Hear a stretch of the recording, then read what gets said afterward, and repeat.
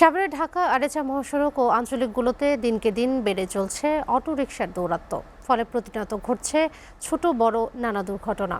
অন্যদিকে সড়কে সৃষ্টি হচ্ছে যানজট। অটোরিকশা ইজি বাইকের বিষয়ে আরও খবর জানাতে সাভার থেকে সরাসরি যুক্ত হচ্ছেন সহকর্মী সাদ্দাম হোসেন। সাদ্দাম, যানজট সম্পর্কিত সর্বশেষ কি তথ্য আছে আপনার কাছে, জানাবেন।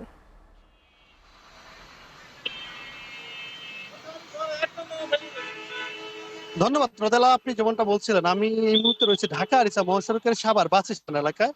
যেমনটা বলছিলেন, সাভারে কিন্তু দিন দিন বেড়েই চলছে অটো রিক্সার দৌরাত্ম্য। তো ঢাকা আরিচা মহাসড়কের প্রায় এই যে ঢাকা আরিচার প্রায় 45 কিলোমিটার, অর্থাৎ নবীনগর চন্দ্রা মহাসড়ক এবং বাইপেল আবদুল্লাপুর মহাসড়ক এবং সেই সাথে ঢাকা আরিচা মহাসড়কের প্রায় 45টি প্রায় 10-15টি কিন্তু সড়কের বিভিন্ন স্থানে অটো রিক্সার যে দৌরাত্ম্য সেটা দিনকে দিন বেড়েই চলছে। এবং সেই সাথে একযোগে যদি বলা যায় যে উল্টা পাশ দিয়ে দেখা যাচ্ছে উল্টা পাশ দিয়ে যে ঢাকা এই যে অটো রিক্সাগুলো আছে, এই অটো রিক্সাগুলোর ফলে কিন্তু তীব্র যানজটের সৃষ্টি এবং ভোগান্তি কিন্তু এক প্রকার চরমে। এবং এই রিক্সাগুলো আপনি কিন্তু দেখতে পাচ্ছেন যে রিক্সাগুলো রয়েছেন, এই অটো রিক্সাগুলো বেশি কিন্তু উল্টা পাশ দিয়ে, ঢাকা আরিচা মহাসড়কের যে উল্টা পাশ আছে উল্টা পাশ দিয়ে কিন্তু প্রতিনিয়তই আসে, যার ফলে কিন্তু এই যে ঢাকা আরিচা মহাসড়কের বিভিন্ন স্থানে তীব্র যানজটের সৃষ্টি হয়। আমি একটু দেখানোর চেষ্টা করছি যে এই যে সাভার থানা স্ট্যান্ড এলাকায়, এই এলাকায় দেখেন যে অটো রিক্সাগুলো আছে, এই অটো রিক্সা ইজি বাইক গুলো কিন্তু উল্টা পাশ দিয়ে আসার কারণেই প্রতিনিয়ত যানজটের সৃষ্টি হচ্ছে, যার ফলে কিন্তু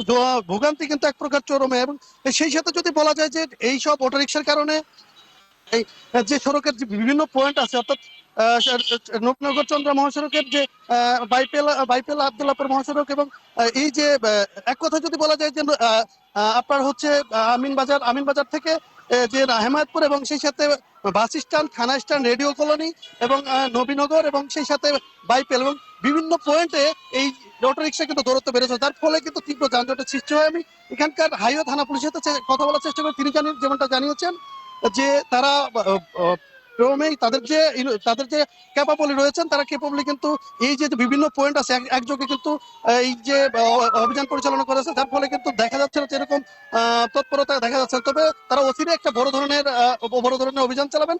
তো এবং এই যে অটোরিকশার বিরুদ্ধে, এই অটোরিকশা যান চলাচল মহাসড়কে কিন্তু নিষেধাজ্ঞা থাকবে। তো এই ছিল আমার কাছে ঢাকা আরিচা মহাসড়কের অটোরিকশার দৌরাত্মের সর্বশেষ তথ্য। রোদেলা।